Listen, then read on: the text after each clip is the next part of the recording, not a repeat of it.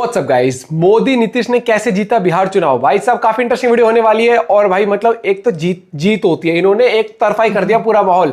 और भाई मजा आने वाले वीडियो में करते साथ में एंजॉय। आज की वीडियो है 1 2 3 गो। दोस्तों कुछ दिन पहले राहुल गांधी जी किसी हाइड्रोजन बम की बात कर रहे थे। सूत्रों की माने तो शायद वही बम है जो उन्होंने आरजेडी पर गिरा दिया है।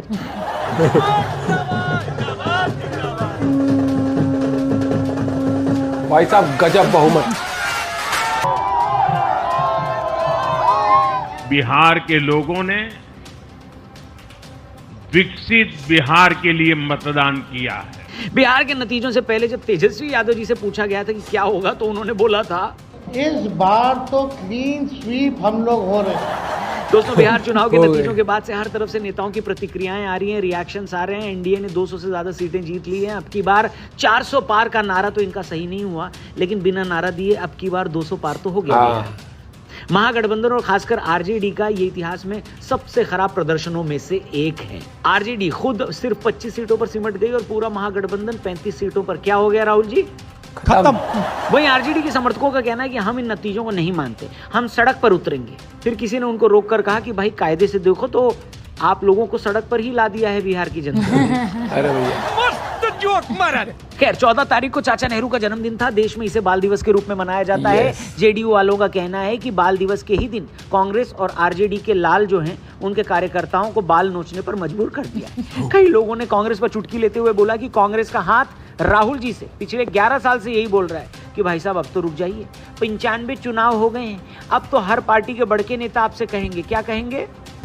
हाथ जोड़ के आपसे गुजारिश करता हूं, ठीक है, मेरे बेटे का फ्यूचर बर्बाद मत कीजिए।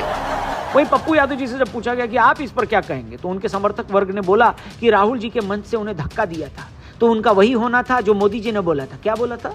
लवड़े न भोजन।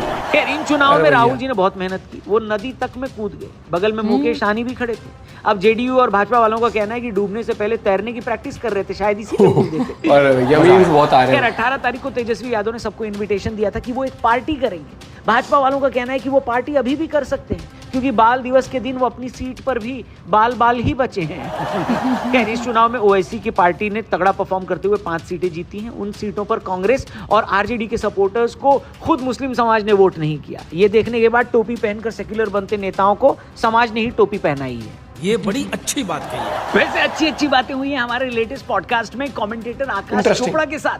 आईपीएल पर, टीम इंडिया में पॉलिटिक्स हो रही है क्या, ये सवाल भी हमने पूछा। रोहित कोहली के रिटायरमेंट पर सब कुछ डिस्कस हुआ है इस पॉडकास्ट में। डिस्क्रिप्शन और पिन कमेंट में लिंक दिया है हमारे टीआरपी यानी द रौनक पॉडकास्ट चैनल पर। जाइए इस पॉडकास्ट को देखिए, फुल मजा आएगा। इस वीडियो में आगे बढ़ते हैं।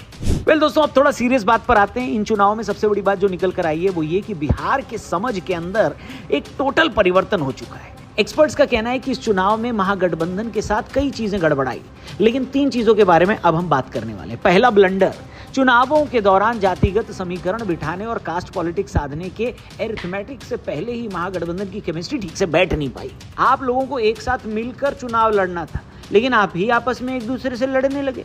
करीब 11 से 12 सीटों पर कांग्रेस और आरजेडी ने एक दूसरे के खिलाफ ही कैंडिडेट उतार दिए थे। ऐसी कई जगहें शामिल हैं जहां पर मैक्सिमम सीटें वो हैं जहां भाजपा और जेडीयू ने जीत दर्ज की है। इसके साथ ही चुनाव का पहला फेज दरवाजे पर खड़ा था, लेकिन कांग्रेस और आरजेडी के बीच सीट बंटवारे के लिए कोई आगे नहीं आया। एंड में राजस्थान से अशोक गहलोत को आना पड़ा, तब जाकर मुकेश सहनी को डिप्टी सीएम और तेजस्वी को सीएम का नाम घोषित किया गया। उस समय तक कांग्रेस के किसी बड़े नेता ने तेजस्वी को खुले मन से मुख्यमंत्री का उम्मीदवार नहीं बनाया था और इसने ग्राउंड लेवल पर आरजेडी और कांग्रेस के कार्यकर्ताओं के बीच में एक बहुत बड़ी कंफ्यूजन खड़ी कर दी थी। जनता के बीच भी वो काफी असहज हो गए थे। उधर कांग्रेस ने 70 से ज्यादा सीटों पर लड़ने की जिद छोड़ी, जो बाद में 61 सीटों पर आकर रुकी थी। इसके साथ ही मुकेश सहनी की वीआईपी पार्टी को भी साथ में लेने के लिए तेजस्वी को उन्हें 15 सीटें देनी पड़ी। इसने न सिर्फ आरजेडी को अपने पोटेंशियल से कम सीटों पर लड़ने के लिए मजबूर किया, बल्कि एक लंबे टाइम तक इस गठबंधन को भी कंफ्यूज रखा। इसकी वजह से न तो कास्ट इक्वेशन ठीक से बैठ पाई और न ही एरिथमेटिक ठीक से बैठ पाया। दूसरा ब्लंडर, मुद्दों के बीच की लड़ाई भी महागठबंधन के रास नहीं आई। एक लंबे टाइम तक राहुल गांधी ने यहां वोट चोरी और इलेक्शन कमीशन के खिलाफ अपनी रैलियां निकाली। तेजस्वी ने जमीनी और ठोस मुद्दों पर चुनाव लड़ा। इस वजह से बस वोट चोरी पर तेजस्वी राहुल के साथ मंच शेयर करने में इतने सहज नहीं थे। इसके साथ ही राहुल गांधी के साथ उनकी इक्वेशन भी ठीक से नहीं बैठी। सही बताएं तो पूरे महागठबंधन में सिर्फ एक आरजेडी और लेफ्ट की पार्टियां ही थी जो जमीनी मुद्दों और गंभीरता के साथ चुनाव लड़ रही थी। इसकी वजह से भी आरजेडी और महागठबंधन को मुद्दों की दूरी का नुकसान उठाना पड़ा।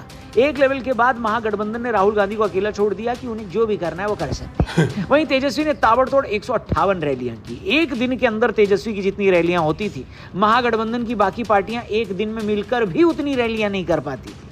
ये तेजस्वी का चुनाव था जिसे कांग्रेस की सुस्ती और मुद्दों की कंफ्यूजन ने डुबा दिया, ऐसा इनके समर्थक कह रहे हैं।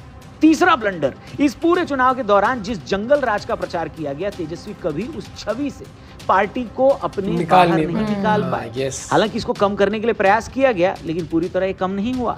उन्होंने हर घर से एक सरकारी नौकरी देने का भी वादा किया, लेकिन लोग पूछने लगे कि इसके लिए बजट कहां से आएगा, ब्लूप्रिंट बताओ, कोई क्लैरिटी नहीं मिली। ये तो थोड़ा सेंसलेस बात थी। वो जंगल राज वाला मुद्दा इनका पीछा नहीं छोड़ पाया। आरजेडी के पोस्टर से लेकर आरजेडी के चुनाव प्रचार, कहीं भी लालू यादव की तस्वीर और नाम उतनी नहीं यूज की गई ताकि लोग उस छवि को भूल जाएं। खैर, एनडीए ने कभी इस छवि को भूलने भी नहीं दिया, बार बार बोला, खुद प्रधानमंत्री ने कई बार बोला।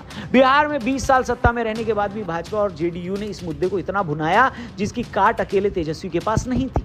आरजेडी ने एक टाइम के बाद से इसका जवाब देना भी बंद कर दिया, लेकिन यहाँ कांग्रेस उठी और उसने इसका जवाब देना शुरू किया ताकि इस मुद्दे को बनाए रखा जाए। इसी बात का जिक्र पीएम मोदी ने भी अपनी स्पीच में किया कि कैसे आरजेडी की तरफ से कोई जवाब आए ना आए, लेकिन कांग्रेस तिलमिला जाती है। जब मैं जंगल राज की बात करता था तो आरजेडी के लोग कभी विरोध नहीं करते थे, लेकिन कांग्रेस वालों को बहुत चुभता था। खैर, जमीनी पत्रकारों का कहना है कि इसके उलट एनडीए अपने नेताओं, कास्ट इक्वेशन, सीट डिस्ट्रीब्यूशन और मुद्दों को बहुत मजबूती से पकड़ी रही। और एनडीए की जीत में भी 3 सबसे बड़े फैक्टर थे। पहला, एनडीए ने अपने सभी कलेशों को भूलते हुए सिर्फ सही मुद्दों और सही सीट डिस्ट्रीब्यूशन पर ध्यान दिया। खुद अमित शाह ने 3 दिन बिहार में प्रवास करते हुए रात के 2-2 बजे तक मीटिंग ली। एलजेपी रामविलास पासवान ग्रुप से चिराग पासवान ने 29 सीटों पर लड़ने का प्लान बनाया था, वो इसमें पूरी तरह डटे भी रहे। इस एक विवाद को गहराने से रोकने के लिए न सिर्फ जेडीयू ने अपनी कुछ सीटों को कॉम्प्रोमाइज किया, बल्कि भाजपा ने भी अपने कोटे की सीटों को कॉम्प्रोमाइज किया। जहां नहीं हो सकता था वहां उम्मीदवारों को एलजेपी के टिकट से खड़ा करा दिया। इसके साथ ही कुशवाहा, मांझी, ब्राह्मण, दलित, भूमिहार, पासवान, पिछड़ा, बबुआन और अन्य पिछड़ा वर्ग को इक्वल रिप्रेजेंटेशन भी दिया। एनडीए के साथ एक प्लस पॉइंट यह भी था कि उसके कास्ट इक्वेशन, सीट अरिथमेटिक और राज्य की सरकार के अलावा उसके पास केंद्र में मोदी और स्टेट में नीतीश जैसे 2 बड़े चेहरे थे। भाजपा ने अपनी ओर से इस बात का ध्यान रखा, मार्केटिंग का बहुत बढ़िया काम कर रहे हैं या नीतीश कुमार इस बात के लिए न सोचें कि चुनाव के बाद उनकी सीएम की कुर्सी रहेगी भी या नहीं। अमित शाह का खुद ये कहना है कि सीएम की कुर्सी के लिए वैकेंसी नहीं है। ये बताता है कि भाजपा इस बात से अवगत थी कि आरजेडी और महागठबंधन जेडीयू की इसी इनसिक्योरिटी का फायदा उठाना चाहेगी। ये सारी चीजें अगर कलेक्टिवली देखी जाएं, जमा करके देखी जाएं, तो एनडीए का जो पूरा गठबंधन है वो एक टीम बनकर लड़ा, टीम वर्क है, मजबूत, बैलेंस्ड और तरीके से। महागठबंधन के साथ ऐसा बिल्कुल भी नहीं था। खैर, एनडीए की जीत में दूसरा फैक्टर क्या था? राज्य में सरकार होने के कारण नीतीश कुमार के पास गिनाने के लिए अपनी कई सारी अचीवमेंट्स थी। महिला वोटर्स की बात तो सब कर रहे हैं, लेकिन कोई इस बात को नहीं देख रहा है कि नीतीश बाबू ने इस पूरे चुनाव लगातार इतनी उम्र होने के बावजूद अपनी रैलियों को और रोड शो में बदल दिया। बिहार चुनाव के प्रचार के दौरान कई जगह बाढ़ भी आई हुई थी, बारिश भी थी, जिसकी वजह से हेलीकॉप्टर नहीं उड़ पाए। वहां नीतीश कुमार ने कार के काफिले चलवा दिए ताकि पूरे इलाके में जेडीयू और भाजपा के साथ एनडीए के कार्यकर्ताओं में जोश भरा जा सके।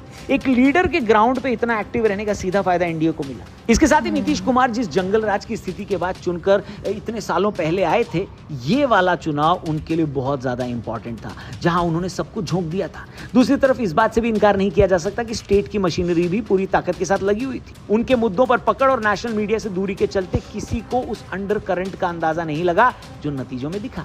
तीसरा फैक्टर, बहुत कम ऐसा होता है दोस्तों कि किसी पार्टी के लिए उसके सहयोगी ही उसकी सबसे बड़ी ताकत बन जाए। महागठबंधन में एकता की कमी थी। नीतीश कुमार और एनडीए की सबसे बड़ी ताकत एकता बनी। जिस तरह से जमीनी स्तर पर महागठबंधन और खासकर आरजेडी के कार्यकर्ता अपना दबदबा दिखाने लगे, जैसे जैसे गाने बनने लगे और जैसे जैसे गुंडागर्दी चलने लगी, उनको देखकर लोगों में इस बात का भरोसा हो गया कि भाई जंगल राज होता क्या है। उसी दौरान जेनजी के एक बड़े वर्ग को उनके बुजुर्गों ने उसी जंगल राज के बारे में समझाया। इस वजह से जेनजी में भी ये बात घर कर गई, क्योंकि उन्होंने नीतीश के अलावा लालू राज देखा भी नहीं था। यही वजह है कि इतने बड़े लेवल पर वोटर टर्नआउट हुआ और उसका नतीजा हम देख रहे हैं। और अब सबसे जरूरी बात, इन चुनावों के बाद नेशनल पॉलिटिक्स पर क्या असर पड़ेगा उसकी बात भी कर लेते हैं। सबसे पहले तो 240 के मार्जिन पर खड़ी मोदी सरकार के प्रति उनके सहयोगियों का भरोसा और स्ट्रांग होगा। 2024 लोकसभा चुनाव के बाद से अब तक भाजपा और एनडीए एक भी चुनाव नहीं हारे हैं। ऐसे में मोदी के चेहरे को और ज्यादा मजबूती मिलेगी। वहीं एक गठबंधन वाली सरकार होने के बावजूद मोदी की लीडरशिप में बाकी पार्टियां भी अपने चेहरे पर भरोसा करेंगी। नरेंद्र मोदी जी का नाम अभी भी देश मोस्ट पॉपुलर डेमोक्रेटिक में नजर आएगा। बिहार की प्रचंड जीत पश्चिम बंगाल में भी आहट दे रही है। अपनी स्पीच में भी मोदी जी ने कहा कि बिहार से बहते हुए ही गंगा बंगाल में पहुंचती है। ये वहां पर बैठे भाजपा कार्यकर्ताओं के लिए एक मैसेज था कि वो अभी से इसकी तैयारी शुरू कर दें। गंगा जी यहाँ बिहार से बहते हुए ही बंगाल तक पहुंचती है। बाकी भाजपा का टारगेट है कि बंगाल के अंदर भाजपा या भाजपा समर्थित एनडीए की सरकार बनाई जाए। उससे कई सारे मतलब साधे जाएंगे। सबसे पहले तो भाजपा देश के 3 छोर पर अपनी सरकार बनाने में कामयाब हो जाएगी। दूसरा, बंगाल में जिस एसआईआर को कराने के लिए केंद्र सरकार इतने टाइम से लगी है उसका रास्ता भी साफ होगा।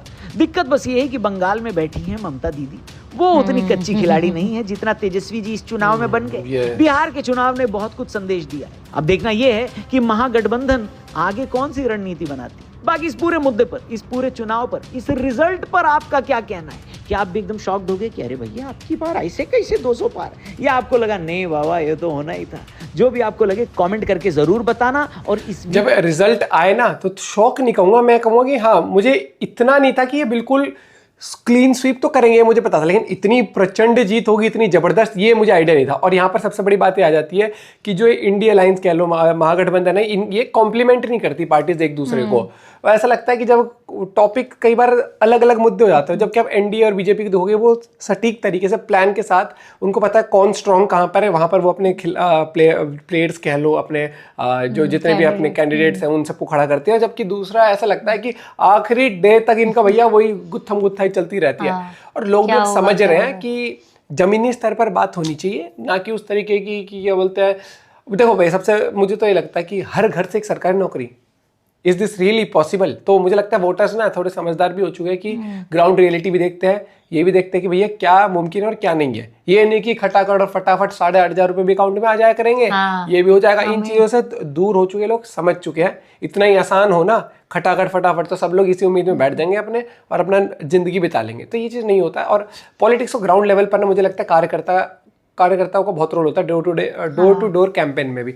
उसमें भाई साहब बीजेपी, एनडीए और इनके जो आरएसएस के कार्यकर्ता हैं, सारे जबरदस्त भैया, मुझे लगता है कि हमेशा इन्होंने परफॉर्म किया है। और इस चीज़ का असर ना आपको दिख जाएगा यूपी के इलेक्शन में भी अब की बार। और आपको जो आगे जाके, जैसे अब की बार तो सीट 240 आई थी ना इलेक्शन, इसमें पीएम मोदी, वो पीएम वाले जो इलेक्शन थे, मुझे लगता है दोबारा से कम बैक होगा, क्योंकि वोटर टर्नआउट कम हो गया था कहीं ना कहीं। और अब की बार देखो वोटर टर्नआउट जितना ज़्यादा होगा ना, वही चीज़ लोग कैजुअल भी ले जाते हैं कि अरे पिछला जीत गया, वो चीज़ भी माइंड सेट होता है। आप अपना पॉइंट भी शेयर कर सकते हो। Bye bye, take care.